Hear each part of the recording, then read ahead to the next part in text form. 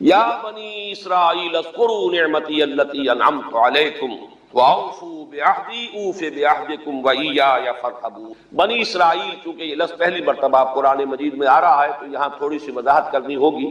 ابن جو عربی میں بیٹے کے لیے آتا ہے ابن، اس میں جو شروع کا حمزہ ہے یہ در حقیقت اضافی ہے، اصل لفظ جو ہے بے نون پر مشتمل ہے، اسی لیے اس کی جمع سالم آتی ہے بنون۔ قرآن مجید میں المال والبنون زینۃ الحیات الدنیا، تو یہ جو اس کی جمع سالم ہے وہ در حقیقت بنون ہے، اور پھر اس کی حالت نسبی اور حالت جری بنین ہوگا، اور جب یہ مضاف بن جائے گا تو اس کا وہ نون گر جائے گا، تو اے بنی اسرائیل، اے اسرائیل کی اولاد۔ لفظی ترجمہ ہوگا اے اسرائیل کے بیٹوں، لیکن یہ کہ مراد اولاد ہے، اس میں برسبیل تغلیب اگرچہ خطاب مردوں سے ہو رہا ہے جیسے کہ قرآن مجید میں اکثر و بیشتر ہے، لیکن یہ کہ اس میں خواتین بھی شامل ہیں۔ تو یا بنی اسرائیل، اے اسرائیل کے بیٹوں۔ اسرائیل سے مراد کیا ہے؟ اس پر اتفاق ہے، اجماع ہے، حضرت یعقوب کا یہ لقب ہے۔ البتہ یہ لفظ بنا ہے اسر اور ایل دو سے مل کر۔ ایل کا لفظ جو ہے وہ عبرانی زبان میں الہ کے لیے، الہ اور ایل ویسے بھی قریب قریب ہے، اسی لیے تمام فرشتوں کے نام جبرائیل، میکائیل، اسرائیل، یہ تمام الفاظ کے ساتھ جو ایل آتا ہے یہ در حق اسماعیل بھی، سما اور ایل، چونکہ حضرت ابراہیم علیہ السلام نے دعا کی تھی پروردگار بیٹا عطا فرما، اس اعتبار سے جب اللہ تعالیٰ نے بیٹا عطا فرمایا تو اسماعیل نام رکھا، یعنی اللہ نے سن لیا۔ جیسے ہمارے ہاں دیہات میں یہ خاص طور پر جانگلی علاقہ جو کہلاتا ہے، اللہ ڈوایا، اللہ سنیا، یعنی یہ اللہ نے جس کے بارے میں ہماری دعا سنی اور ہماری استدعا کو قبول فرمایا، تو یہ گویا کہ اسماعیل کے معنی یہ ہے۔ تو اسرائیل جو ہے اسر اور ایل سے مل کر بنا ہے۔ عبرانی اور عربی زبان کے بارے میں یہ اختلاف ہے، ایک رائے تو یہ ہے کہ ماں بیٹی کا رشتہ ہے، عربی زبان عبرانی سے نکلی ہوئی، لیکن زیادہ اکثر محققین کی رائے یہ ہے کہ یہ دونوں بہنیں ہیں، کوئی اور کامن زبان تھی، سیمیٹک لینگویج ابتدائی، جس سے کہ یہ دونوں زبانیں پھر وجود میں آئی ہیں، گویا کہ ان کے درمیان رشتہ جو ہے وہ بہنیں ہونے کا ہے، ماں اور بیٹی کا نہیں ہے، لیکن ظاہر بات ہے کہ مشابہت اور ان کے اندر جو ہے قرب جو ہے مناسبت وہ بہت نمایاں ہے۔ اسر کے دو ترجمے کیے ہیں، یہودی علماء تو اس پر بہت زیادہ جزم کے ساتھ قائم ہے کہ اسر سے مراد ہے بطن، یعنی رجل عظیم، جواں مرد، بہت باہمت انسان، اس لیے کہ ان کے ہاں یہ عقیدہ ہے اور بڑی تحریف جو ہوئی ہے تورات میں، اس میں ایسی ایسی باتیں بھی ہیں۔ حضرت یعقوب کی جو مدح کی گئی ہے اس میں اس حد تک مبالغہ ہے کہ حضرت یعقوب کی اللہ تعالیٰ کے ساتھ کشتی ہوئی اور اللہ کو پچھاڑ لیا حضرت یعقوب نے، تو معلوم یہ ہوا کہ یہ تو بڑے بہادر اور بہت جری انسان، اس اعتبار سے وہ بطل اور رجل کا ترجمہ کرتے ہیں اسر کا، لیکن یہ کہ صحیح ترجمہ جو ہے وہ اسر کا ہے بندہ، عبد، اس لیے کہ عربی کا لفظ جو بنا ہے اسیر، اسیری، کوئی کسی کا غلام ہے، اسیر، اسی سے لفظ اسرہ بنا ہے، اسرہ ہے کنبہ، کنبہ بھی آپس میں جڑا ہوا ہوتا ہے، ان کے بندھن ہوتے ہیں دوستی کے، محبت کے، اخوت کے، تو اسی طریقے سے یہ اسر کا لفظ آتا ہے کسی بندھن کے لیے۔ اسیر جو ہے پچھلے زمانے میں جبکہ جیلوں کا رواج نہیں تھا تو اگر کسی شخص کے ذمے کسی کی کوئی رقم ہوتی تھی دینی تو اس شخص کو اس کے حوالے کر دیتے تھے، وہ اس کا ذاتی قیدی ہوتا تھا، ذاتی اسیر، اس کی تحویل میں رہتا تھا، جب تک کہ اس کے اعزاء اقارب آ کر وہ رقم ادا نہ کر دے وہ شخص اس کی تحویل میں رہتا تھا، وہ اس کا اسیر ہوتا تھا۔ اس اعتبار سے غلام کے معنی میں یہ لفظ جو ہے مستعمل ہے، تو اسرائیل کا ترجمہ ہوگا عبداللہ۔ اذان تو میں عرض کر رہا تھا کہ اسرائیل کا ترجمہ ہوا عبداللہ، گویا کہ اب تک ہم نے یا بنی اسرائیل کا ترجمہ کیا اے اللہ کے بندے کی اولاد، مراد ہے حضرت یعقوب علیہ السلام۔ حضرت یعقوب حضرت اسحاق کے بیٹے، حضرت اسحاق حضرت ابراہیم علیہ السلام کے دوسرے بیٹے ہیں۔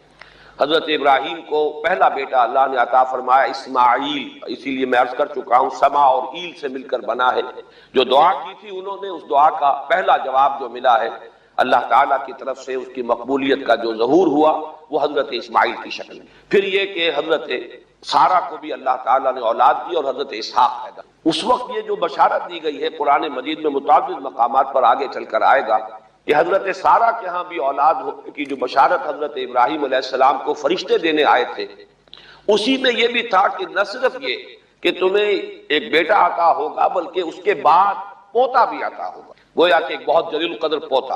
اس اعتبار سے ایک رائے یہ ہے کہ یعقوب عقب سے بنا ہے، گویا کہ بشارت میں پہلے ہی سے شامل تھا حضرت یعقوب علیہ السلام کا ذکر بھی، کہ اسحاق کے بعد اسحاق کے ہاں ایک بہت جلیل القدر بیٹے کی ولادت ہوگی اور اس کا نام یعقوب ہوگا، یعنی اسحاق کے بعد آنے والا، بیٹے کے بعد جو پوتا آتا ہے۔ لیکن یہود کی رائے یہ ہے کہ حضرت یعقوب پیدا ہوئے ہیں اپنے بھائی عیسو کے ساتھ، یہ تمام بیٹے ہیں حضرت اسحاق علیہ السلام کے، دو بیٹے پیدا ہوئے بیک وقت، جڑواں بھائی۔ پہلے حضرت عیسو کی ولادت ہوئی ہے، اور تورات کے الفاظ یہ ہے کہ یعقوب اپنے بھائی عیسو کی ایڑیاں پکڑے ہوئے تولد ہوا۔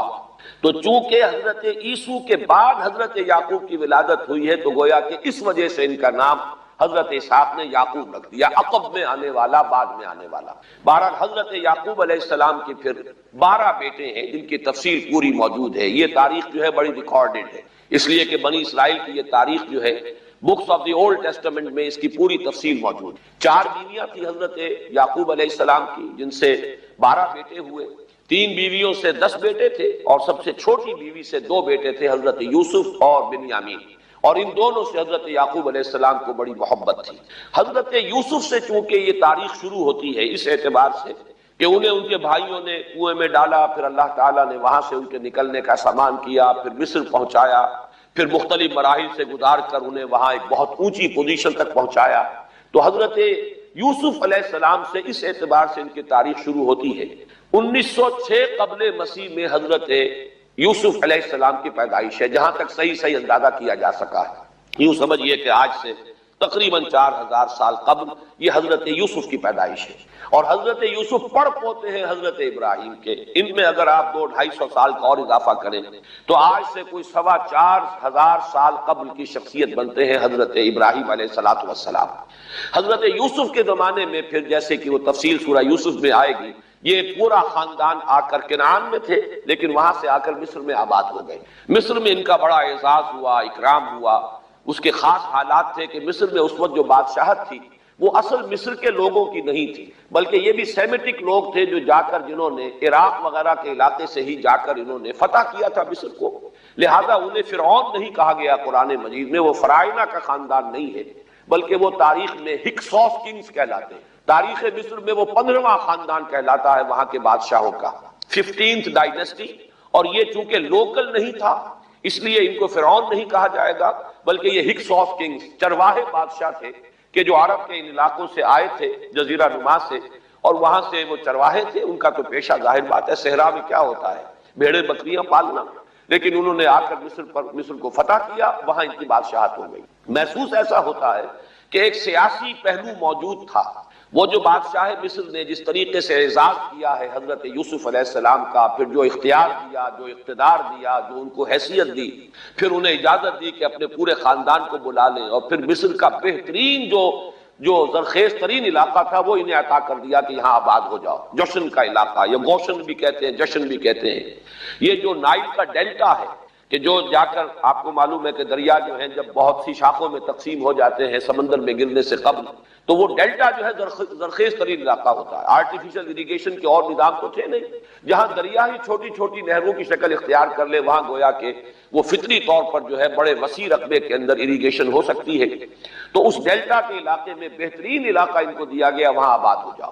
وہاں یہ رہے ہیں گویا کہ پیرزادوں کی حیثیت۔ ابھی ان کے پاس کوئی شریعت نہیں، ابھی کوئی کتاب نہیں ملی، ابھی صرف یہ ایک خاندان ہے، حضرت ابراہیم کی نسل کا ایک خاندان ہے، اس لیے کہ حضرت ابراہیم کی نسل میں حضرت اسماعیل کی نسل ہے کہ جو عرب میں آباد ہو چکی، ان کی نسل میں پھر حضرت اسحاق کے بیٹوں میں سے بھی عیسو کی نسل وہ اور جگہ پر آباد ہو چکی۔ اس اعتبار سے یوں نہ سمجھیے کہ نسل ابراہیم صرف ان پر مشتمل ہے۔ اسی طرح بنی قطورہ تیسری جو آپ کی اہلیہ تھی، ان کی اولاد بھی، تو گویا کہ یہ بہت وسیع حلقہ ہے جو اولاد ابراہیم کا ہے۔ تو اولاد ابراہیم میں سے ایک شاخ ہے جو آ کر، یعنی حضرت یعقوب کے 12 بیٹے اور حضرت یعقوب بھی آ کر یہاں آباد ہو گئے، اور یہاں پھر یہ کچھ عرصے تک تقریباً 100-150 برس تک تو بڑے عیش میں رہے۔ یہ تقریباً یوں سمجھیے کہ 1850 قبل مسیح میں ان کا داخلہ ہوا ہے مصر کے اندر، اور وہاں پر 150 برس جو ہے انہوں نے بڑے عیش میں گزارے ہیں۔ یہ پیرزادے تھے اس لیے کہ بادشاہ معتقد ہو چکا تھا حضرت یوسف علیہ السلام کا، اگرچہ یہ تو ثابت نہیں ہوتا کہ وہ ایمان لایا ہو حضرت یوسف علیہ السلام پر، اس کا کوئی ثبوت نہیں، لیکن وہ معتقد تھا، اور ان کی نیکی کا، پارسائی کا، شرافت کا، ذہانت کا، صلاحیتوں کا اعتراف پوری قوم کو تھا، جس طریقے سے کہ انہوں نے اس ملک کی جو نیا ہے اس کو جس طرح پار لگایا ہے، وہ شدید ترین قحط کا جو ایک دور آیا اس میں سے، اور جتنا بہترین انتظام کیا اس کی بنا پر ان کی صلاحیتوں کے سب معترف تھے۔ تو وہ 130 برس کی عمر میں غالباً ان کا انتقال ہوا ہے، اور 80 برس تک انہوں نے مصر پر گویا کہ جو سب سے زیادہ با اختیار شخص وہاں تھا بادشاہ کے بعد، بادشاہ اپنی جگہ پر تھا، لیکن یہ کہ جو بادشاہ کے بعد سب سے زیادہ با اختیار شخصیت تھی وہ حضرت یوسف کی تھی 80 برس تک۔ اور اس عرصے میں، اور پھر یہ 150 برس جو میں نے عرض کیا ہے کہ اس میں یہ خوب پھلے پھولے، ان کی اولاد جو ہے وہ کثرت کے ساتھ پھیلی، لیکن اس کے بعد وہاں پھر ایک انقلاب آیا۔ اس انقلاب کو آپ کہیں گے جیسے کہ مختلف ممالک میں آتا ہے، اب سنز آف دی سوائل جو اس ملک کے رہنے والے تھے، اصل آبادی قبطیوں کی، انہوں نے بغاوت کی اور ہکسوس کنگز کو نکال دیا، وہ خاندان ختم ہو۔ جب وہ چلے گئے تو جو ہکسوس کنگز کے یہ گویا کہ بہت ہی منظور نظر تھے اور یہ مراعات یافتہ طبقہ تھا بنی اسرائیل کا، حضرت یعقوب کی اولاد کا، اب ان پر عتاب شروع ہوا، اب ان کا زوال آیا۔ تو یوں سمجھیے کہ تقریباً 400 برس اس کے بعد ان کے بڑی ہی شدت کے اور بڑی سخت غلامی کے، رفتہ رفتہ اس میں شدت پیدا ہوتی گئی ہے، لیکن یہ ہے کہ یہ 400 برس اس لیے کہ پھر 1300 قبل مسیح 550 برس بعد پھر ان کا ایکسوڈس ہوا ہے مصر سے، جب حضرت موسیٰ علیہ السلام کو اللہ تعالیٰ نے مبعوث فرمایا، پھر حضرت موسیٰ علیہ السلام ان کی نجات کا ذریعہ بنے، اور پھر مصر سے لے کر وہ انہیں نکلے ہیں، معجزانہ انداز میں ہی سمندر کو پھاڑ کر ان کے لیے اللہ نے راستہ بنایا ہے، قدم قدم پر معجزوں سے ان کی تائید کی ہے، کھانے پینے کے لیے صحرائے تیہ میں کچھ نہیں تھا تو من و سلوہ دیا ہے، پانی پینے کے لیے نہیں تھا تو ایک ضرب سے چٹان میں سے 12 چشمے جو ہے اللہ تعالیٰ نے بہا دیے کہ 12 قبیلے ہیں آپس میں لڑے نہ، کہیں پانی پینے پلانے پہ جھگڑا اور کہیں گھوڑا آگے بڑھانے پہ جھگڑا، قبائلی زندگی میں یہ بڑا سینسیٹیو ایشو ہوتا ہے، لہذا قد علم کل اناس مشربہم، ہر قبیلے کے لیے ایک گھاٹ معین ہو گیا، تمہارا چشمہ یہ ہے، تمہارا چشمہ یہ ہے، ایک ضرب سے 12 چشمے پھوٹ گئے۔ پھر انہیں وہاں کوہ طور کے قریب پڑاؤ ڈال کر ان کو وہاں چھوڑ کر حضرت موسیٰ علیہ السلام جو ہے اللہ تعالیٰ کی طلبی پر کوہ طور پر گئے ہیں، وہاں تورات عطا ہوئی۔ تو تورات کے عطا کیے جانے کے بعد اب سمجھیے کہ اب ان کی حیثیت ایک امت کی بن گئی، کتاب پر امت کی تشکیل، یہ امت مسلمہ قرآن مجید کی بنیاد پر، جب یہ کتاب دی گئی ہے اس کی بنیاد پر ایک شریعت دی گئی ہے، کتاب دی گئی ہے، کتاب ہدایت ہے، تو اس نے امت کی شکل اختیار کی۔ یہی وجہ ہے کہ لفظ امت جو ہے قرآن مجید میں صرف مکی صورتوں کے اندر، مدنی صورتوں میں استعمال ہوا ہے۔ کنتم خیر امت اخرجت للناس سورہ آل عمران میں، کذالک جعلناکم امۃ وسطا لتکونوا شہداء علی الناس ویکون الرسول علیکم شہیدا، یہ سورہ بقرہ میں آگے چل کر آ جائے گا۔ تو اصل میں جیسے تشکیل امت جو ہوئی ہے وہ در حقیقت مدنی دور میں آ کر ہوئی ہے جبکہ شریعت عطا کی جا رہی ہے۔ اسی طریقے سے یہ ایک خاندان تھا، حضرت ابراہیم کی نسل کی ایک شاخ، اس نے امت کی حیثیت اختیار کی ہے جبکہ صحرائے تیہ میں جب ان کا قیام تھا اور اس صحرائے سینا میں، اور وہاں پر پھر حضرت موسیٰ علیہ السلام کو تورات دی گئی اور شریعت دی گئی، تب سے یہ امت ہے، اور یہ ہے 1300 قبل مسیح، 610 عیسوی میں، اب سمجھیے 1300 وہ جمع کیجئے، 610 یہ جمع کیجئے، 1910 برس بعد پھر حضور صلی اللہ علیہ وسلم پر قرآن مجید کی وحی کا آغاز ہوا، اور 622 میں حضور نے ہجرت فرمائی، اور اس کے بھی کوئی 2 سال یا 1 سال کے بعد جو ہے یہ آیات نازل ہو رہی ہیں جو ہم اس وقت پڑھ رہے ہیں۔ تو یہ سارا جو ہے تاریخی پس منظر ذہن میں رکھیے کہ یہ تقریباً 2000 برس کی تاریخ جو ہے ان کی بحیثیت امت، ویسے تو ان کی تاریخ اگر شروع کریں گے بنی اسرائیل تو حضرت یعقوب سے شروع ہونی چاہیے اور وہ اس سے زیادہ ہو جائے گی طویل، لیکن در حقیقت امت کی حیثیت سے ان کی تاریخ 2000 برس کی شمار ہوگی کہ 1300 قبل مسیح میں جب ہجرت کی ہے حضرت موسیٰ علیہ السلام نے اپنی قوم کو لے کر مصر سے، اور جب صحرائے سینا میں آئے ہیں، سینائی پیننسولا میں، اور پھر کتاب ملی ہے، تورات عطا کی گئی، شریعت عطا کی گئی، تب سے اس کا امت کی حیثیت سے آغاز ہوا۔ ایک بات اور نوٹ کر لیجئے، ان کو امت مسلمہ کیوں نہیں کہا گیا؟ اس کے لیے اس کا ایک سبب ہے۔ در حقیقت امت مسلمہ کا لفظ یا خیر امت یا امت کا لفظ جو ہے اس موجودہ امت کے لیے اس لیے استعمال کیا گیا ہے کہ یہ امت کسی ایک نسل پر مشتمل نہیں، یہ امیین اس کے نیوکلیس ہے، لیکن یہ کہ ہر نسل کے لوگ اس میں آ کر شامل ہوئے ہیں، ہر قوم جو ہے اس میں آ گئی ہے، اس لیے اس کا نام جو ہے وہ صفاتی ہے، امت مسلمہ۔ لیکن چونکہ یہ سابقہ امت مسلمہ ایک ہی نسل پر مشتمل ہے، حضور صلی اللہ علیہ وسلم سے پہلے کسی نبی اور کسی رسول کی بعثت اس کی قوم سے باہر نہیں ہوئی، کسی ایک خاص قوم کی طرف بعثت ہوئی ہے، کسی خاص علاقے کی طرف بعثت ہوئی ہے۔ بعثت عمومی علاقہ کافۃ الناس، یہ صرف محمد الرسول اللہ صلی اللہ علیہ وسلم کی امتیازی شان ہے۔ وما ارسلناک الا کافۃ للناس بشیرا ونذیرا۔ اس اعتبار سے ان کا جو ہے اس میں علم گویا کہ بنی اسرائیل ہی ہے کہ جو برقرار رہا ہے، اے اسرائیل کی اولاد۔ اگرچہ میں اس موضوع پہ تقریریں کر چکا ہوں، لیکن آج پھر اس گفتگو کے حوالے سے بات چیزیں تازہ کرتا ہوں۔ اس وقت عالمی سطح پر یہودی جمع عیسائی بریکٹ میں کر لیں، اور امریکہ جمع یورپ یہ بریکٹ میں کر لیں۔ ان کا اندر معاملہ کیا ہے؟ اصل جو ہے اس میں پیچھے مائنڈ ہے، ماسٹر مائنڈ، سازشی ذہن، وہ یہود کا ہے۔ باقی عیسائی آلہ کار بن گئے ہیں۔ جو 100% آلہ کار ہے یہود کا وہ پروٹیسٹنٹس ہیں۔ پروٹیسٹنٹزم یہود ہی نے پیدا کرایا تھا، یہود ہی نے یورپ کے اندر سود کا رواج شروع کروایا، ورنہ سود حرام تھا وہاں پر بھی، یوزری بھی اور کمرشل انٹرسٹ بھی، دونوں حرام تھے، یہ یہودیوں نے کروایا۔ اور پھر پہلا بینک بنوایا ہے انگلستان کے اندر، بینک آف انگلینڈ، اور جو پوپ کے خلاف بغاوت کرائی تو پہلی بغاوت ہوئی انگلستان کے اندر، جو چرچ آف انگلینڈ علیحدہ ہو گیا پوپ سے، اور اسی کو یہودیوں نے قرار دیا یہ ہمارا ماڈرن اسرائیل ہے، یہ اسرائیل ہمیں دیا ہے گاڈ نے، یہ جو ہے برطانیہ۔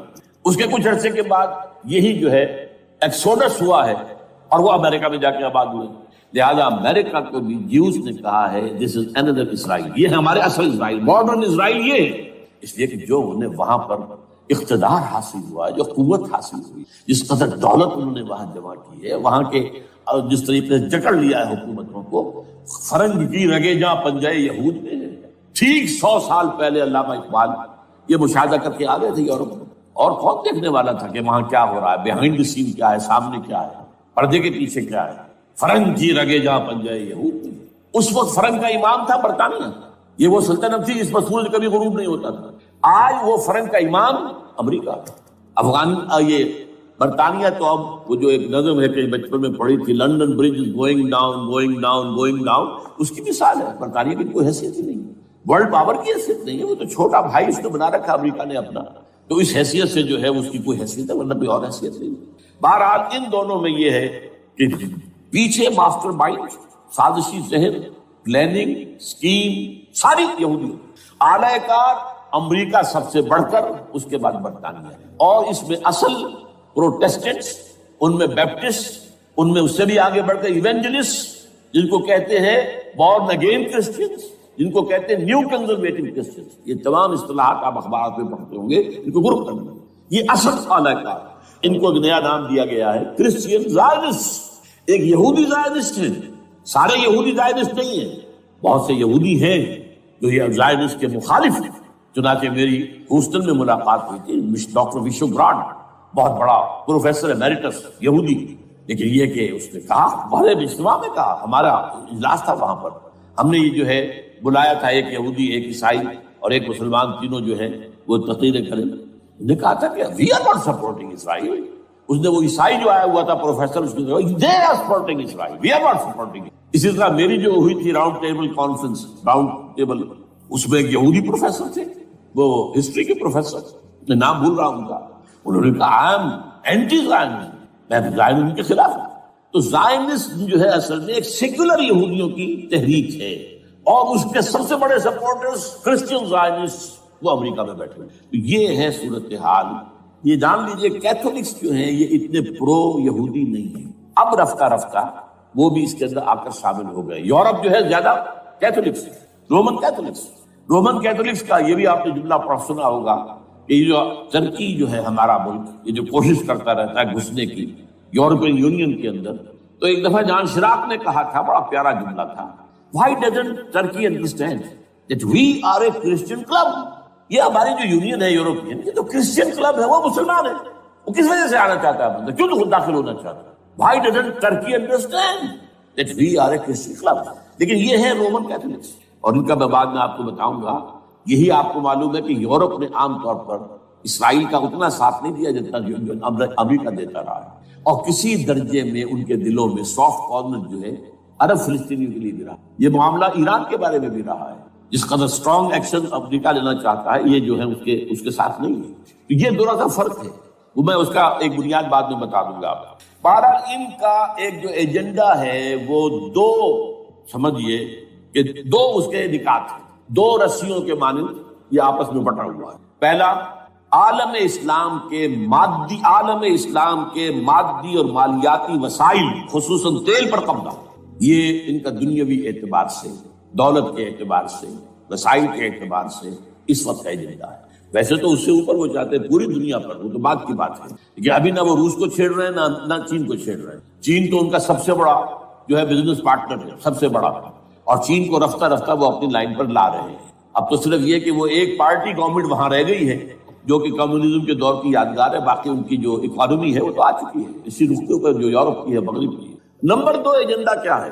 دنیا میں کہیں بھی اسلام کے بحیثیت ایک نظام زندگی ظاہر ہونے کا کوئی موقع نہیں دینا۔ We have to nip the evil in the bud at any cost۔ یہ ان کے ایجنڈے کا دوسرا بڑا ہے۔ یہ دو انٹرٹوائنڈ، جیسے آپ لڑیوں کو پٹ دے کر رسی بناتے ہیں، ایسے یہ دو لڑیے ہیں۔ اسلام کا پولیٹیکل سوشو اکنامک سسٹم کہیں نہ آ جائے، ہو نہ جائے آشکارا شر پیغمبر کہیں، یہ ابلیس نے کنکلوڈ کیا، وہ جو ابلیس کی مجلس شورا ہے، ہو نہ جائے آشکارا شر پیغمبر، کہیں ایسا نہ ہو کہ پیغمبر کی شریعت دنیا کے سامنے آ جائے، پیغمبر کا نظام آ جائے۔ الحذر، آئین پیغمبر سے 100 بار الحذر، حافظ ناموس زن، مرد آزما مرد آفری، یہ معاشرتی نظام ہو گیا۔ موت کا پیغام ہر نوع غلامی کے لیے، نہ کوئی فخور و خاکہ نہ گدائے رہنسی، یہ سیاسی نظام آ گیا اور کرتا ہے دولت کو ہر آلودگی سے پاک و صاف، منعموں کو مال و دولت کا بناتا ہے امین۔ تم دولت کے امین و مالک نہیں ہو، اور اس سے بڑھ کر اور کیا فکر و عمل کا انقلاب، بادشاہوں کی نہیں اللہ کی ہے یہ زمین، ان الارض للہ۔ یہ نظام کہیں نہ آ جائے، یہ ہے جس پہ کہ وہ خطرہ محسوس کر رہا تھا۔ اور اس کے بعد یہ کہتے ہیں یہ تو تھا عصر حاضر کے تقاضے، لیکن یہ کہ صورتحال کیا ہے؟ ہو نہ جائے آشکارا شر پیغمبر کہیں، ہے یہی، یہ معاملہ اس طرح رکھو کہ خود مومن ہے محروم یقین، یہ غنیمت ہے کہ خود مومن ہے محروم یقین۔ ہمیں اگر کوئی سہارا ملتا ہے تو اس سے کہ مومنوں کو بھی، نام نہاد مسلمانوں کو بھی اپنے اس نظام پر یقین نہیں، وہ نماز پر یقین رکھتے ہیں، روزے پر رکھتے ہیں، زکوٰۃ کو بھی جو بھی اللہ تعالیٰ نے جس کو توفیق دیتا ہے، حج کرتے ہیں، عمرے کرتے ہیں، یہ ہے سب، لیکن یہ کہ یہ غنیمت ہے، چشم عالم سے رہے یہ پوشیدہ یہ آئین تو خوب۔ وہ ابلیس کہتا ہے کہ یہ آئین چشم عالم سے پوشیدہ رہنا چاہیے، یہ غنیمت ہے کہ خود مومن ہے محروم یقین۔ ہمارے لیے جو ہے اگر کوئی سانس لینے کی جگہ ہے وہ یہ ہے، حوصلہ افزائی اگر ہے تو اس میں ہے کہ خود مومن محروم یقین ہے، اس کے سامنے وہ راستہ ہے ہی نہیں۔ اب لیجیے یہودیوں کے ایجنڈے کو میں تجزیہ کر رہا ہوں۔ سب سے پہلے World Bank, IMF، globalisation, TRIPS, ان تمام ہتھ کنڈوں کے ذریعے عالمی مالیاتی استعمار جو بظاہر امریکہ کا ہوگا حقیقت اب یہود کا ہوگا۔ یہودیوں کے نزدیک پوری نوع انسانی حیوانوں کے مانند ہے۔ They are not human beings, they are goyams, they are Gentiles۔ یہ انسانی شکل میں حیوان ہیں، اور جیسے حیوانوں کو ایکسپلائٹ کرنا، استعمال کرنا انسانوں کا حق ہے۔ گھوڑے کو آپ باندھتے رہے ہیں نا ٹانگے کے آگے، اور بیلوں سے آپ ہل جتواتے رہے ہیں، تو جیسے یہ حق ہے ایسے ہمارا حق ہے پوری دنیا کے جو ہے وسائل کو کھینچے۔ ہاں جیسے گھوڑے اور بیل کو بھی کچھ نہ کچھ دانا تو ڈالنا پڑتا ہے، چارہ بھی دینا پڑتا ہے، تو ان کو بھی کچھ دو۔ یہ پوری نوع انسانی ورکرز بن کر رہ جائے، حیوان بن جائیں، بالکل شہوت کے غلام بنا دو انہیں، اخلاقی اقدار کا بیڑا غرق کر دو، خاندانی نظام کو تہوبارہ کر لو۔ یہ باقاعدہ جو protocols of the elders of the Zion سب میں موجود ہے، لکھا ہوا، جو 1897 میں انہوں نے پاس کیا اپنا پروگرام، بیسل سوئٹزرلینڈ کا ایک شہر ہے۔ Protocols of the elders of the Zion, ان کو حیوان بنا دو، بس حیوانوں سے کام لیتے رہو۔ ہاں ان کی کمائی کا کچھ حصہ ان کے لیے چھوڑ دو، وہ بھی زندہ رہیں، وہ بھی آخر کام کیسے کریں گے، اور اصل جو ہے ملائی کھینچ دو اپنے اس نظام کے ذریعے۔ World Bank, IMF، stock exchange, TRIPS, globalisation, اس کے ذریعے سے عالمی مالیاتی استعمار۔ نمبر 2 ایک ہے ان کا ایجنڈا، یہ تو عالمی ہے۔ دوسرا ایجنڈا کیا ہے؟ وہ لوکل ہے۔ وہ کیا ہے؟ گریٹر اسرائیل کا قیام، جس میں مصر کا سارا زرخیز علاقہ شامل ہوگا، جو ڈیلٹا کا علاقہ کہلاتا ہے اس کا، جہاں کے اس وقت کے بادشاہ نے، حضرت یوسف علیہ السلام کے زمانے کے بادشاہ نے، وہ فرعونہ کے خاندان میں سے نہیں تھا، وہ عرب تھا۔ عربوں ہی سے کسی وقت کوئی قوم آئی تھی جو کہ مصر پر قابض ہو گئی تھی، اس نے حضرت یوسف کے خاندان کو لا کے وہاں آباد کیا۔ بہترین جشن کا علاقہ کہلاتا ہے، بہترین۔ وہ کہتے ہیں ہمارا ہے، ہم رہے وہاں پر کئی 100 برس تک رہے، عراق ہمارا ہے، وہاں ہمیں قید میں رکھا گیا، نیبوکڈنیزر دے گیا تھا۔ عرب کا شمالی حصہ جو ہمارا ہے، وہاں خیبر میں یہودی قلعے تھے، اور وہاں مدینے کے اندر جو ہے 3 قبیلے یہودی تھے جنہیں محمد نے صلی اللہ علیہ وسلم وہاں سے نکال پار کیے تھے۔ یہی جارڈن یہ ترکی کا بھی کچھ حصہ ہمارا ہے، باقی پورا لبنان اور پورا فلسطین یہ سب اس کے اوپر بنے گا ایک greater Israel, this is their local, اور اس کے لیے ضروری ہے ایک بہت بڑی جنگ، ایسے آسانی سے نہیں ہو جائے گا۔ آرمگیڈون جس کو حضور نے فرمایا الملحمۃ العظمیٰ، الملحمۃ الکبریٰ، بہت بڑی جنگ جس کی خوفناکی اور تباہناکی کا اندازہ اس سے کیجیے۔ حضور فرماتے ہیں کہ اگر ایک باپ کے 100 بیٹے یا ایک دادا کے 100 پوتے ہوں گے تو ان میں سے 99 ختم ہو جائیں گے، ایک بچے گا۔ اور ایک جگہ فرماتے ہیں اتنی اموات ہوں گی، اتنی لاشیں ہوں گی کہ ایک نفاست پسند پرندہ جو ہے، جو گندگی پہ نہیں اترنا چاہتا، ایک تو ہے یہ کوے، چیلیں، گدھ، وہ تو گندگی ہی کی تلاش میں ہے مردار کھانے کے لیے، وہ تو لاشوں کو نوچ رہے ہوں گے۔ وہ پرندہ جو ہے نفاست پسند پرندہ، وہ نہیں اتر سکے گا، اڑتا اڑتا چلا جائے گا، لیکن لاشوں کا سلسلہ ختم نہیں ہوگا، یہاں تک کہ تھک ہار کر لاشوں پر گر جائے گا۔ یہ دور نہیں ہے، اس لیے کہ اس پر متفق ہیں یہودی بھی اور عیسائی، پروٹسٹنٹس عیسائی اس کے اوپر پوری طرح متفق ہیں۔ آرمگیڈون جسے آپ 3rd ورلڈ وار کہہ لیں، الملحمۃ العظمیٰ کہہ لیں، الملحمۃ الکبریٰ کہہ لیں، حضور کے الفاظ میں یہ آئے گا۔ اس کے نتیجے میں گریٹر اسرائیل بنے۔ نمبر 3 پھر بنے گا 3rd ٹیمپل جو ٹائٹس نے گرا لیا تھا 70 میں، سن 70 عیسوی، جسے گرے ہوئے کتنا عرصہ ہو گیا، 2008، اندازہ کر لیجیے 1800 کتنے برس ہو چکے۔ وہ دوبارہ بنائیں گے 3rd ٹیمپل، اور اس کے لیے مسجد اقصیٰ کو گرائیں گے اور ڈوم آف دی راک، قبۃ الصخرہ، وہاں لا کر پھر اس میں کنگ ڈیونز تھرون لا کے رکھا جائے گا۔ یہ بھی میرے علم میں پہلی مرتبہ اسی ٹرمپٹ کی اشارے سے آیا۔ وہ کیا ہے؟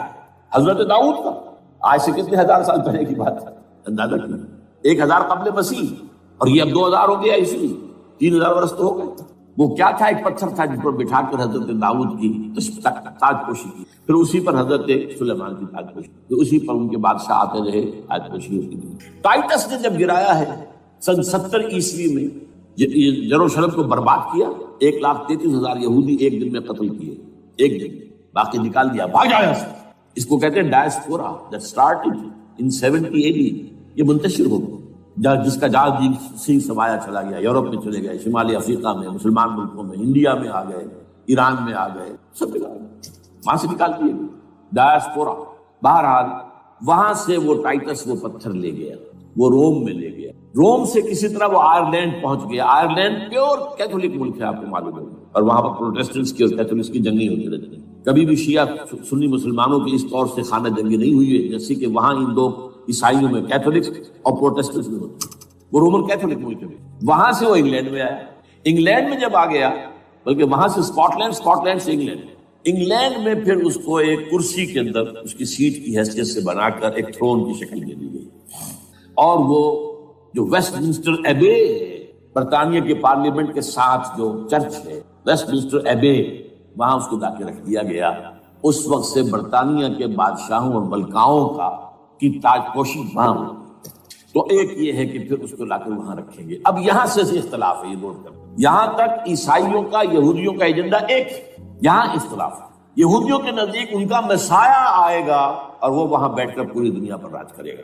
وہ مسیح جس کی خبر دی گئی تھی شروع کی کتابوں میں، جو تورات کی ابتدائی کتابیں ہیں، وہ تو حضرت مسیح کی شکل میں آ گئے۔ دی پروفیسی واز فلفلڈ۔ یہودیوں نے نہیں مانا، انہیں تو قرار دیا جادوگر ہے، کافر ہے، مرتد ہے، ولد الزنا ہے، اور اپنے بس پر سولی پر چڑھا دیا۔ وہ دوسری بات ہے، اللہ نے کیا کیا وہ ایک علیحدہ مسئلہ ہے۔ چنانچہ یہ کہ دی سچویشن از ویکنٹ، وہ مسیحا کی جگہ ابھی باقی ہے ان کی، and they are waiting for ہم۔ تو وہ آئے گا اور وہ یہاں اس تخت داؤد پر بیٹھ کر پوری دنیا پر۔ عیسائیوں کا کہنا کیا ہے کہ در حقیقت حضرت مسیح نازل ہوں گے، سیکنڈ کمنگ آف جیسس، جس کو ہم بھی مانتے ہیں۔ اگر کہ ہوگا کیسے، حالات و واقعات کا کیا ہمارے نزدیک رنگ ہے، وہ کچھ مختلف ہے، وہ ویسے بیان نہیں کر سکتا۔ حضرت مسیح علیہ السلام کے اس تخت پر بیٹھیں گے ان کے عیسائیوں کے مطابق۔ چنانچہ پوپ جو مر گیا ہے، پال سیکنڈ، اس کو یہ ٹرمپٹ والے کہتے ہیں شیطان، اور ان کا کہنا یہ ہے کہ اس شیطان نے the old ancient holy Roman empire کو ریوائیو کیا ہے، یونائٹڈ یورپ بنا کر۔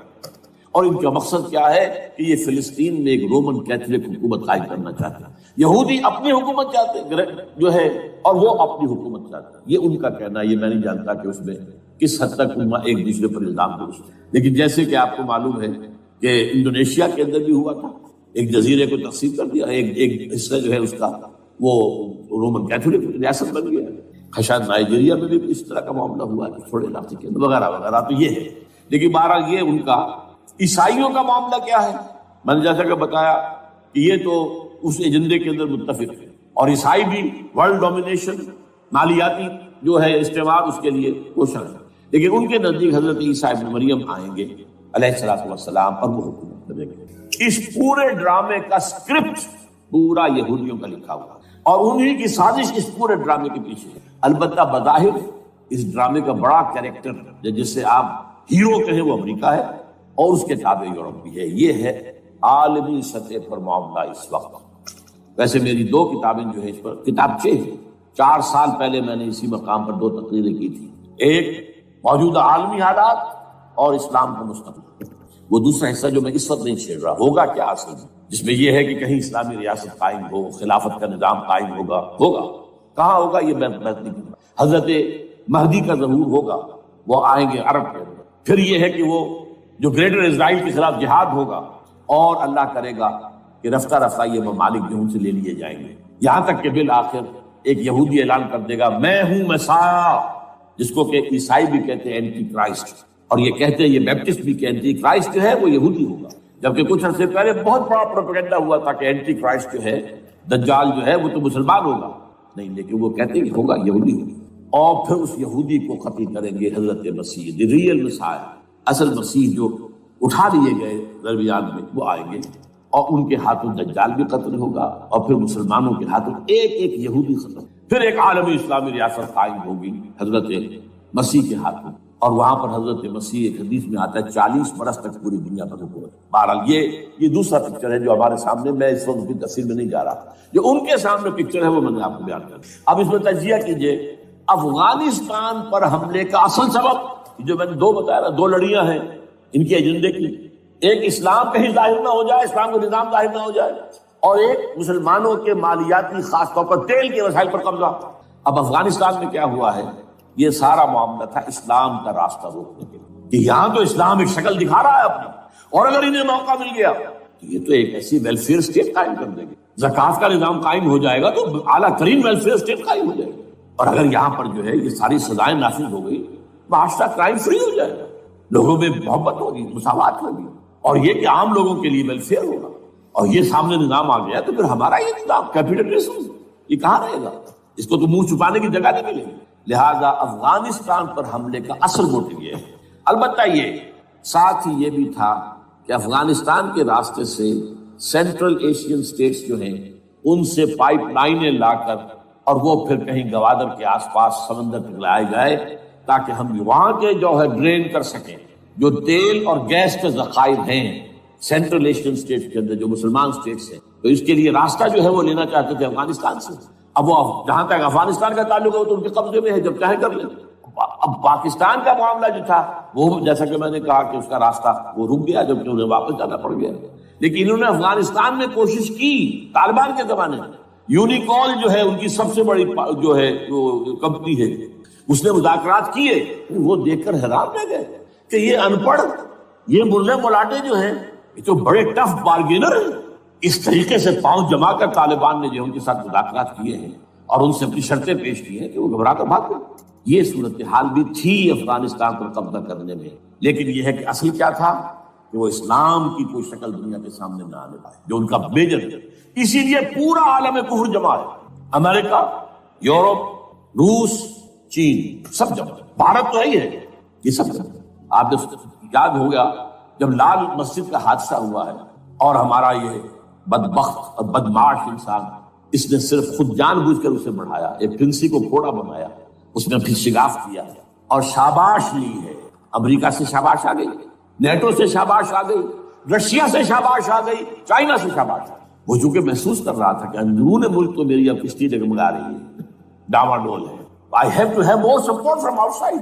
اور for that I have to do it. کہ دیکھو میرے عین قلب میں پاکستان کے یہ پھوڑا نکل آیا تھا، یہ بنیاد پرستی کا اور یہ شدت پسندی کا اور یہ تنگ نظری کا اور یہ فلاں کا اور یہ دہشت گردی کا. اور میں نے دیکھو کیسے اس میں چیرا دیا ہے، کتنے لوگوں کو ختم کر دیا ہے۔ اچھا، اس میں یہ بھی ذہن میں رکھیے کہ افغانستان کے بارے میں یہودیوں کے علم میں ہے کہ حضور کی حدیث کیا ہے۔ حضور کی حدیث ہے یخرج من خراسان رایات سود، خراسان کے علاقے سے کالے جھنڈے لے کر فوجیں چلیں گی، لا یردھا شیء، کوئی طاقت ان کو رخ نہیں موڑ سکے گی، حتیٰ تنصب ایلیا، یہاں تک کہ وہ آ کے بیت المقدس میں جھنڈے گاڑ دیے جائیں۔ دے نو اٹ، یہ جان لیجیے، یہ لوگ پڑھے لکھے لوگ ہیں۔ میں آپ کو ایک واقعہ سناتا ہوں۔ جب 1967 میں یہودیوں کو فتح ہوئی بہت بڑی، اور پورا یروشلم اب ان کے قبضے میں آ گیا، ایسٹ یروشلم جو کہ ابھی جارڈن کے قبضے میں تھا، تو جب موشے دایان تھا وہ کانا، وہ داخل ہوا فاتح کی حیثیت سے، تو اس کے ساتھ ایک ربائی تھا بہت بڑا، چیف ربائی یہودیوں کا بہت بڑا عالم، اور وہ رو پڑا تھا، تو فتح کا وقت، خوشی کا، رویا۔ So this is the beginning of the end, یہ الفاظ آئے اخبارات میں، گویا کہ اب یہ آخری ڈرامہ جو ہے شروع ہو گیا ہے۔ وہ آخری ڈرامہ انہیں معلوم ہے، ان کی تباہی پر ختم ہونا ہے۔ اس میں حضرت مسیح کے نزول کے بعد یہ ٹرمپٹ والا بھی لکھتا ہے کہ 80% یہودی قتل ہو جائے گا، اور میں سمجھتا ہوں کہ 20% اگر صحیح ہے اس کی بات، تو وہ ہوں گے جو اب حضرت مسیح پر ایمان لے آئے، باقی 80% اپنے اس کفر پر اڑے رہیں گے اور قتل ہو جائے۔ اسی طرح حضور کی ایک حدیث ہے کہ جب یہودیوں کا قتل عام ہو رہا ہوگا، اگر مسلمان قتل کریں گے، تو اگر کسی درخت کے پیچھے یہودی چھپا ہوگا تو درخت پکارے گا، اے مسلمان، ہاں عبداللہ آؤ ادھر، یہ میرے پیچھے یہودی چھپا ہوا، قتل کرو اسے۔ کسی پتھر کے پیچھے چھپے گا تو پتھر بولے گا، سوائے ایک درخت غرقد کے، غرقد یہودیوں کے درخت سے وہ پناہ دے گا۔ اور آج اسرائیل میں سب سے بڑی پلانٹیشن غرقد کی، ڈینوائٹ۔ اسی لیے افغانستان، خراسان، یہ افغانستان کا ہارٹ ہے افغانستان۔ اور یہ بھی جان لیجئے، ہمارا جو مالاکنڈ سے اوپر کا علاقہ ہے یہ بھی خراسان کا حصہ، اولڈ خراسان، جسے گریٹر خراسان کہا جاتا ہے ہسٹری میں۔ ایک میں نے ایرانی سے پوچھا تھا اس کے بارے میں، تو اس نے کہا خراسان ہمارا ایک صوبہ ہے۔ میں نے کہا وہ تو مجھے معلوم ہے، جس کا دارالخلافہ مشہد ہے اور یہ ان کا مقدس شہر ہے، وہ تو اسے مکے کی طرح سمجھتے ہیں۔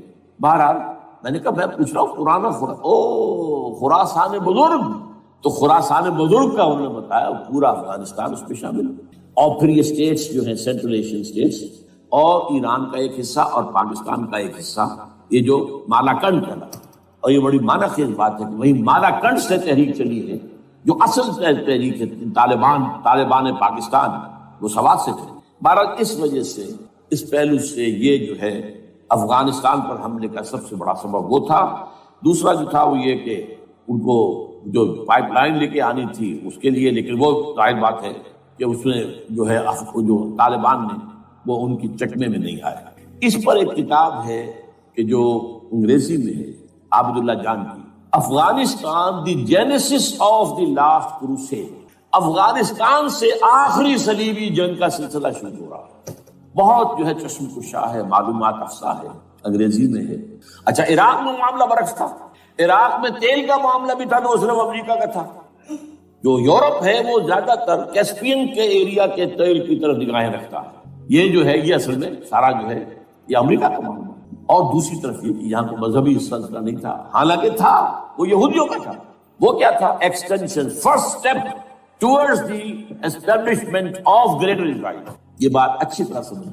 یہاں پہ تیل کا معاملہ بھی، میں نے کہا تھا نہیں، دو لڑیاں ہیں جو چل رہی ہیں۔ تیل کا معاملہ یہاں خاص طور پر عراق کے اندر زیادہ ہے، افغانستان میں بہت کم ہے۔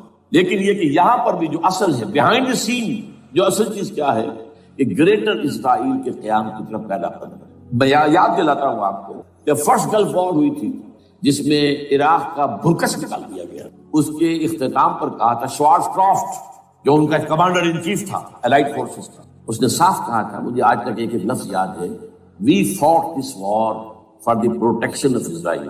اور اب جو ابھی ہوا معاملہ، جب صدام گرا ہے، اس کا مجسمہ بھی گرا ہے، تو اس کے بعد وہ شخص، وہ بدبخت، وہ خبیث جو ابھی پڑا ہوا کومے میں، شیرون نے کہا تھا ان قریب عراق پر ہماری حکومت ہو۔ اور اس سے پہلے تو ہم صرف عراق میں سے یوفریٹس تک کا علاقہ مانگتے تھے، دریائے فرات تک کا۔ اب ہمارا مطالبہ یہ ہے کہ ہم تو در حقیقت دجلہ تک جائیں گے، دجلہ، تاکہ پورا کا پورا جو فرٹائل دو آبا ہے دجلہ اور فرات کے درمیان کا بہترین علاقہ، وہ سارا ہمارے پاس۔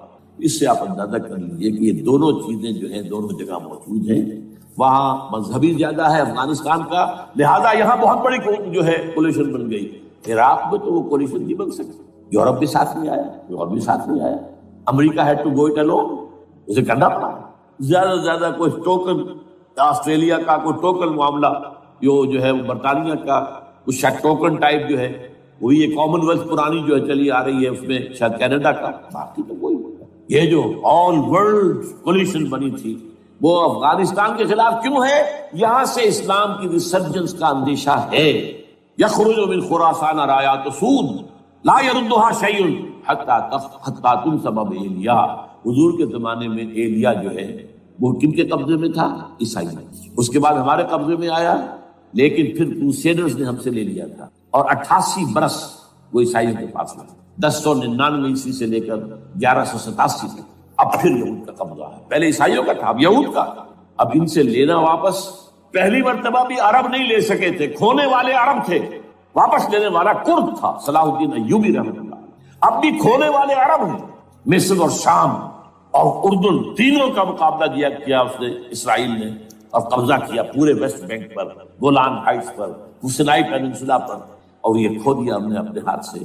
اور اب بھی عربوں میں تو کوئی دم نہیں ہے، کوئی جان نہیں ہے، ان کو عیاشیوں نے، دولت مندی نے بالکل تباہ و برباد کھوکھلا کر کے رکھ دیا۔ بہرحال یہ جو چیزیں میں نے آپ کو بتائی ہیں یہ تو وہ پلانز ہیں جو سب شیاطین جن و انس کے پروگرام ہیں۔ وہ جیسے کہ کبھی کہا تھا خمینی صاحب نے، شیطان بزرگ، دی گریٹسٹ سیٹن، امریکہ، اصل میں امریکہ اور اس کے پیچھے حقیقت میں یہود، سامنے امریکہ پیچھے یہود۔ بالفعل کیا ہوگا یہ تو پھر اللہ ہی جانتا ہے کیا ہوگا۔ وَمَكَرُوا وَمَكَرَ اللَّهُ، کافر اپنی چالیں چلتے ہیں، اللہ اپنی چال چلتے ہیں۔ اور سَنَسْتَدْرِجُهُم مِّنْ حَيْثُ لَا يَعْلَمُونَ وَأُمْلِي لَهُمْ إِنَّ كَيْدِي مَتِينٌ۔ اے نبی آپ گھبرائیں نہیں، ہم ان کافروں کو رفتہ رفتہ وہاں سے لے آئیں گے جہاں سے آپ کو بھی انہیں احساس تک نہیں ہوگا کہ یہ تو گرفت میں آ رہے ہیں، ٹریپ ہو رہے ہیں، اور ابھی ذرا میں انہیں ڈھیل دے رہا ہوں۔ میں املی لہم ان قیدی متین، میری چال بہت پسند۔ وہ اللہ کیا کرے گا وہ میں نے آپ کو بتایا، جھلک دکھا دی ہے۔ انشاءاللہ اسی علاقے میں پاکستان اور افغانستان، اور اس کا ہارٹ ہوگا یہ پشتونستان، سرحد اور مشرقی افغانستان مل کر پشتونستان، پشتون اسی مشرقی اس میں پاکستان کا مغربی صوبہ ہے، شمال مغربی سرحدی، یہ ہارٹ، اور پھر پاکستان اور افغانستان انشاءاللہ یہی ہوگا۔ اور پھر یہ کہ یہاں سے فوجیں جائیں گی جو حضرت مہدی کی حکومت جمائیں گی عرب کے اندر۔ عربوں میں جان نہیں ہے کہ وہ مہدی کی حکومت کو جما سکتے۔ یخرج الناس من المشرق یعطون للمہدی بسلطانہ، مشرق کی طرف کے کسی ملک سے فوجیں آئیں گی جو مہدی کی حکومت قائم کرے، عربوں میں دم نہیں۔ بہرحال ہوگا کیا وہ میں نے کہا کہ یہ تو اللہ کے ہاتھ میں ہے۔ اب یہ کہ کرنا کیا چاہیے، یہ ہے میری تقریر کا آخری حصہ۔ دیکھیے ذوالفقار مرزا نے جو کچھ کہا اور سید قائم بن شاہ، میں خوشائند سمجھتا ہوں کہ طالبانائزیشن اور ہے، اسلامائزیشن اور ہے، ٹھیک ہے، چلیے آواز مکے اور مدینہ۔ طالبانائزیشن کے اندر کچھ بغیر تعلیم یافتہ، کچھ جذباتی، اس طرح کے لوگ بھی ہیں جن میں انتہا پسندی بھی ہے، جیسے کہ میں پہلے بیان کر چکا، افغانستان میں ہوا ہے، افغانستان کے اندر رفتہ رفتہ وہ اپنی چیزوں سے نکل رہے تھے، نکل جاتا ہے، لیکن موقع نہیں دیا گیا، اتنی بڑھ ختم کر دیا گیا۔ اسی طرح ہمارے سرحدی صوبے میں جیسا کہ میں بتایا 3 قوتیں برسرکار ہیں، who is who knows it، کون کیا کرے۔ لیکن بہرحال یہ کہ پہلی بات یہ، اسلام اور پاکستان لازم و ملزوم ہیں۔ یا اسلام آئے گا تو یہ ملک رہے گا، نہیں آئے گا تو ختم ہو جائے گا، اس میں کوئی شک نہیں ہے۔ میری 2 کتابیں پڑھ لیجیے اگر اللہ توفیق دے، ہمت دے، اسلام اور پاکستان، یہ سن 67-68 کی تحریریں میری ہیں۔ جینیسس آف پاکستان کیا تھا، how Pakistan came into existence. پھر یہ کہ میں نے استحکام پاکستان کے نام سے سن 85 کے اندر کتاب لکھی، یہ دونوں کتابیں پڑھی ہیں۔ پاکستان کا کوئی جواز نہیں اگر یہاں اسلام نہ آئے، اور واقعی ہم جواز کھو چکے ہیں، تو اللہ تعالیٰ ہمیں مہلت دے رہا ہے۔ لیکن اب یہ سمجھ لیجیے یہ اللہ تعالیٰ کی طرف سے ایک خاص مہلت ہے، اور شاید آخری مہلت ہے جو ہمیں ملی۔ یہاں اسلامائزیشن نہ ہوا تو یہ ملک نہیں رہے گا۔ میں یہاں آپ کو ایک شعر سنا دوں، ہے تو ایک ایسی شخصیت کا جو کچھ کنٹروورشل بھی ہو گئی، بعد میں بدنام بھی ہو گئی۔ ایک زمانے میں جماعت اسلامی کے بڑے مخصوص کارکن تھے وہ مولانا قاسم نیازی، انہوں نے ایک بڑا تلخ شعر کہا، اسلام کو اگر تیری فضا راس نہ آئے، اے میرے وطن تجھ کو کوئی آگ لگائے۔ ہمیں اسلام چاہیے، اور اسلام نہیں آئے گا تو یہ ملک نہیں رہے گا۔ کوئی زرداری، کوئی نواز شریف اس ملک کی بقا کی ضمانت نہیں دے سکتا۔ اس کی بقا ہے اگر تو اسلامائزیشن۔ 61 سال کی ہماری بے وفائی اللہ کے ساتھ کیے ہوئے وعدے کے، اس کا ایک عذاب ادنا ہم جھیل چکے ہیں۔ 71 یا 371 پاکستان 2 لاکھ، 94,000 مسلمان پاکستانی بھارت کی قید میں بھیڑوں بکریوں کی طرح ہانک کر لے جائے گئے، ٹرکوں میں بھر بھر کر، جیسے کہ ڈیرہ غازی خان سے بیڑے بکری آتی ہے لاہور میں ذبح ہونے کی، کنسنٹریشن کیمپس میں ہمارے ٹائیگر نامی جرنیل نے پیش کیا اپنا ریوالور، کتنے لوگ مارے گئے، کتنا فساد ہوا، مسلمان کے ہاتھوں مسلمانوں کا خون کتنا ہوا۔ یہ اللہ کا ایک خاص عذاب ہوتا ہے۔ میں نے وہ آیت آپ کو سنائی تھی، قل هو القادر على ان يبعث عليكم عذابا من فوقكم او من تحت ارجلكم، اے نبی سے کہہ دیجیے اللہ اس پر قدرت رکھتا ہے، جب چاہے تم پر کوئی عذاب اوپر سے بھیج دے، تمہاری زمین کے نیچے سے نکال دے۔ زلزلہ آیا تھا کہ نہیں؟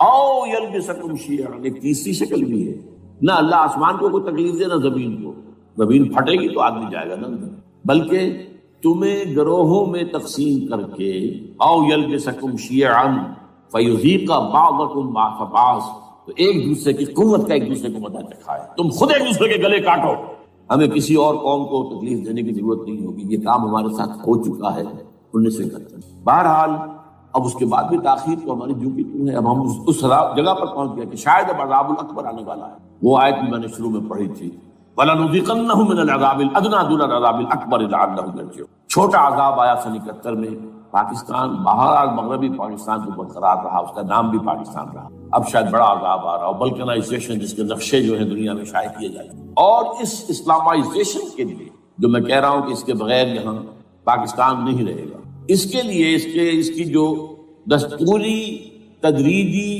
قانونی، پرامن اگر راستہ اختیار نہ کیا گیا تو ملیٹنسی بڑھے، یہ رکنے والی نہیں ہے۔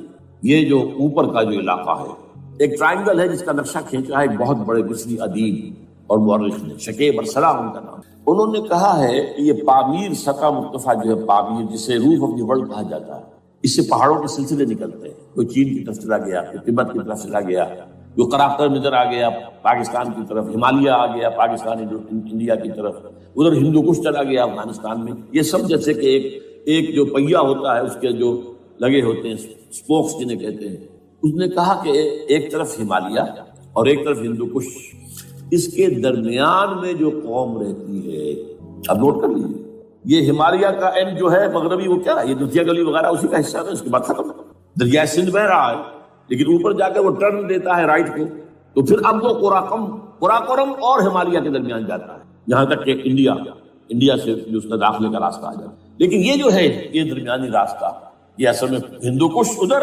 اور ہمالیہ ادھر، اس کے درمیان جو قوم آباد ہے، اور اس ٹرائنگل کا بیس ہے مالاکنڈ کا پہاڑ، مالاکنڈ، ہمالیہ، ہندو کش۔ اس ٹرائنگل میں جو قوم آباد ہے، شکیب ارسلان کہتا ہے اگر پوری دنیا میں اسلام کی نبضیں ڈوب جائیں تب بھی یہاں کے لوگوں میں اسلام کی نبض تھی۔ یہ وہ علاقہ جہاں سے پاکستان کے طالبان کا آغاز، جہاں سے پرامن تحریک چلی تھی، اس کا راستہ روک دیا گیا، اب وہ شدت پسندی پر آ گئے، اور یہ شدت پسندی بڑھے گی اگر آپ نے تشدد سے روکا، اگر امریکہ کے چمچے بنے رہے، اگر امریکی ایجنڈے ہی کو پورا کرتے رہے اور اپنے لوگوں کو مارتے رہے، تو جواب میں دریک چراغ حقیقت کو گل کیا تم نے تو موج دودھ سے صد آفتاب ابھریں گے۔ یہ اب جو آ رہے ہیں، کہاں سے آ رہے ہیں آپ کے یہ خودکش حملہ آور؟ یہ وہی ان لوگوں کے رشتے دار ہیں جو امریکی بمبارڈمنٹ میں مارے گئے، کتنے ہیں جن کے بچے ختم ہو گئے، بیٹے مر گئے۔ یہ جو ہمارے ہاں ایک کمانڈوز کے کیمپ کے اوپر جو حملہ ہوا تھا اور خودکش بمبار، جس سے کہ شاید 18-19 بہترین آپ کے کمانڈوز ختم ہوئے تھے، وہ کون تھا؟ وہ خود کمانڈو تھا، اندر کوئی اور تو جا ہی نہیں سکتا تھا، یہ کمانڈوز کا کیمپ تھا، اور اس کے میس میں لوگ کوئی جا سکے، وہ خود کمانڈو تھا۔ اس کی بیٹی لال مسجد کے اندر جلی تھی۔ اب آپ اندازہ کیجئے کہ اس کے دل میں جو کھول رہا تھا اس کا جذبہ، اس نے اس کو ٹھنڈا کیا خود جان دے کر۔ تو جان دی ادھر باجوڑ میں حملہ ہوا تھا، ادھر جو ہماری ملٹری پریڈ کے اوپر حملہ ہو گیا، تو یہ بات رکے گی نہیں۔ اور یہ ظاہر بات ہے کہ اب شمال سے لے کر نیچے تک کی بات ہے، وہاں پر بھی میں نے شروع بھی کہا تھا یہ خطرہ حقیقی ہے، غیر حقیقی نہیں ہے، واہمی اور خیالی نہیں ہے، اس لیے کہ اب جو اس علاقے سے جا رہے ہیں ہجرت کر کے کراچی، وہی ان کی جگہ ہے، وہیں پہ ان کے رشتے دار ہیں، محسود ہیں، وزیر فلاں ہے، یہ ہے وہ ہے، وہاں جا رہے ہیں۔ اور وہاں پر بھی ظاہر بات ہے کہ جو کچھ ہو رہا ہے افغانستان میں اور جو کچھ ہو رہا ہے شمال سرحدی صوبے میں، اس کا ایک تسلسل ہوگا۔ میں یہاں یہ عرض کر دوں آپ سے کہ تقریباً 4 سال قبل، بلکہ 4.5 سال میں انتہائی مایوسی کو پہنچ چکا تھا کہ پاکستان کا وجود باقی نہیں رہے گا۔ میں نے یہی تقریر کی ہے 29 فروری سن 2004، اس لیے پاکستان جواز کھو چکا، یہ اسلام کے نام پر تھا، ویئر اسلام؟ جو اسلام یہاں وہ تو بھارت میں بھی ہے، وہ تو امریکہ میں بھی ہے، وہ کہاں ہے اسلام کا سیاسی نظام، اسلام کا تعزیراتی نظام، اسلام کا کرمنل لا، اسلام کا سول لا، اسلام کے فیملی لاز کہاں بنائے تھے اس شخص نے جو فیلڈ مارشل بنا تھا، خود ساختہ، جو اس نے قوانین بنائے تھے؟ تمام علماء نے کہا تھا، تمام مکتبہ فکر کہ غلط ہے، تحریک کوئی نہیں اٹھائی، یہ ان کی غلطی تھی، کوتاہی تھی، جمہوریت کی تحریک میں شامل ہو گئے، اس پر کوئی تحریک نہیں چلائی۔ بہرحال وہ نظام کہاں ہے؟ وہ نظام تو قائم نہیں کیا۔ اس حوالے سے اپنا جواز خود چکا۔ دو ریشنل ریزون دیت جسے کہتے ہیں فرینچ کے اندر، ریزون دیت کسی چیز کی ریزن، ریشنل آف ایگزسٹنس۔ اس کے بعد یہ ہے کہ پچھلے سال سے کچھ مایوسی میں کمی ہوئی۔ نمبر ایک، chief justice of Pakistan Iftikhar Muhammad Chaudhry کے اندر ہمت اللہ نے دی، وہ کھڑا ہو گیا۔ جرنیلوں کے جمگھٹے کے اندر ایک سویلین آدمی جو ہے جس درجے کا مرعوب ہو سکتا ہے آپ اس کا اندازہ کریں۔ اور اس کے بعد اسپونٹینیس موومنٹ کو کلا انہومیش ہے، سوچ نہیں سکتے ہم۔ یہ موومنٹ جو ہے یہ کوئی اسٹریٹ ارچنز کی چلائی ہوئی نہیں ہے، یہ ہمارے ہاں کے گاموں ماجوں کی نہیں ہے، بلکہ یہ تو پڑھے لکھے لوگ، وکیل، کالے کوٹ، کالی ٹائیاں پہن، یہ جو سختیاں جھیلی ہیں، ابھی تک تو تحریک چل رہی ہے۔ اگر سے ظاہر بات ہے وقت گزرنے کے ساتھ ساتھ اس کی وہ تیزی اور تندی میں تو کمی آئی ہے، اور حکومت کو موقع ملا ان کے اندر کوئی رفت پیدا کرنے کا۔ لیکن بہرحال ان دونوں چیزوں سے میری مایوسی میں قدرے کمی۔ اب دوسری بات وہ تھی 18 فروری کے الیکشن کا پرامن طور پر منعقد۔ میں یہ سمجھتا تھا کہ جو اس کے اندر دخل اندازی ہے، ریگنگ ہو ہی ہوئے، کیسے ممکن ہے پاکستان میں الیکشن ہو اور ریگنگ نہ ہو؟ پھر تحریک چلے ہی چلے، کیونکہ تحریک تو چل رہی ہے پہلے سے، صرف اس کے اوپر تیل اور ڈالنا ہے نا، اور پھر بدامنی ہو ہی ہو، اور پھر دونوں طرف گدھ بیٹھے ہوئے ہیں۔ The NATO forces in the west, Indian forces on the east, they will march into Pakistan. اور پاکستان کے ایٹمی دانت توڑ کر Pakistan will be put at the mercy of India، Bharat. Now do whatever you like۔ Condoleezza Rice کا میں آپ کو بیان پر سنا چکا ہوں۔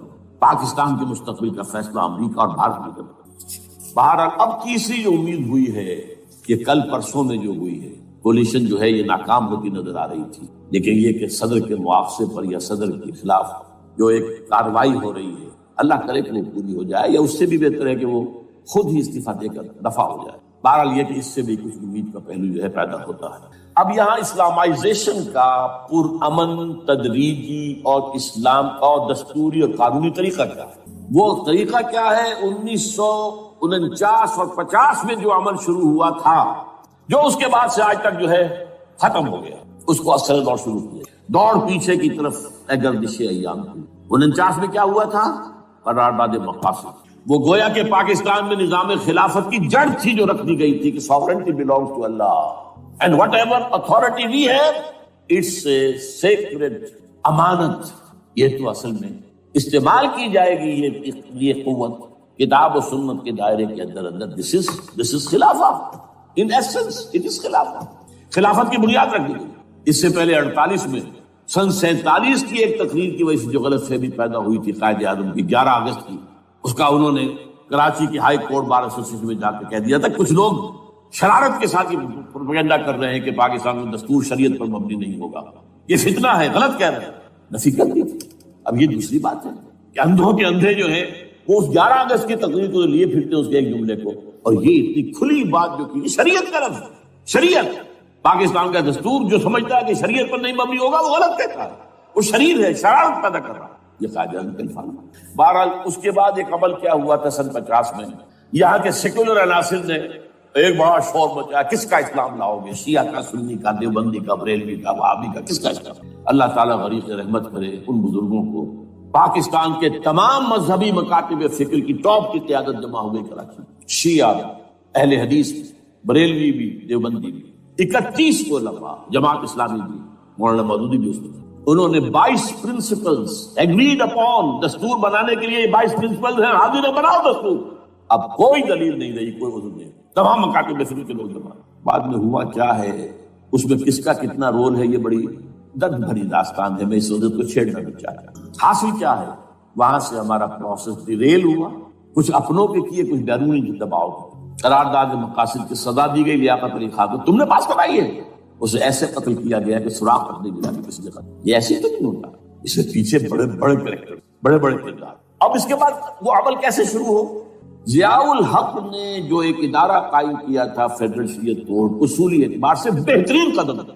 وہ کیا تھا؟ یہ شریعت کورٹ ہے، اس میں کوئی شخص لائے پیٹیشن کہ پاکستان کا فلاں قانون جو ہے میں ثابت کرتا ہوں کتاب و سنت کے منافی ہے، یا کورٹ سو موٹے لے لے کسی بھی معاملے کو، ایگزسٹنگ جو قوانین ہیں ان کا جائزہ لے کہ اس میں یہ پورا قانون یا اس کی یہ شکل جو ہے یہ خلاف شریعت ہے، اس پر آرگومنٹ ہو، دونوں طرف کے دلائل ہوں، علماء بھی آئیں، وکلاء بھی آئیں، بحث کریں۔ شریعت کورٹ کا تو میدان ہوتا کھلا، بالآخر اگر کورٹ فیصلہ دے دے کہ ہاں یہ ایگزسٹنگ قانون یا جو قانون قابل زیر غور ہے بننے جا رہا ہے یہ خلاف شریعت ہے یا جزوًا شریعت کے خلاف ہے، تو وہ اسے کینسل کر دے گا اور کہہ دے گی کورٹ کہ اگر یہ مرکزی معاملہ ہے تو مرکزی حکومت، صوبائی معاملہ تو صوبائی حکومت اتنی مدت میں 3 4 6 مہینے کے اندر اندر اس کی آلٹرنیٹ لیجسلیشن کر لے، جیسے ہی مہلت ختم ہوگی یہ قانون ڈیفنکٹ ہو جائے گا۔ اصولی اعتبار سے اس سے زیادہ صحیح اسکیم کوئی نہیں سوچ سکتا، آج بھی میں قائل ہوں، لیکن یہ بدبختی تھی اس شخص کی، ضیاء الحق، اس کو بالکل غیر مؤثر کر دیا۔ 2 ہتھکڑیاں پہنا دی، 2 بیڑیاں پہنا دی۔ کانسٹیٹیوشن آف پاکستان آپ کے دائرے کار سے خارج ہے، یہ سیکرڈ کاؤ ہے، ہاتھ نہ لگانا۔ جو جوڈیشل پروسیجرل لاز ہیں، ضابطۂ دیوانی، ضابطۂ فوجداری، یہ بھی تمہارے دائرے سے خارج ہے۔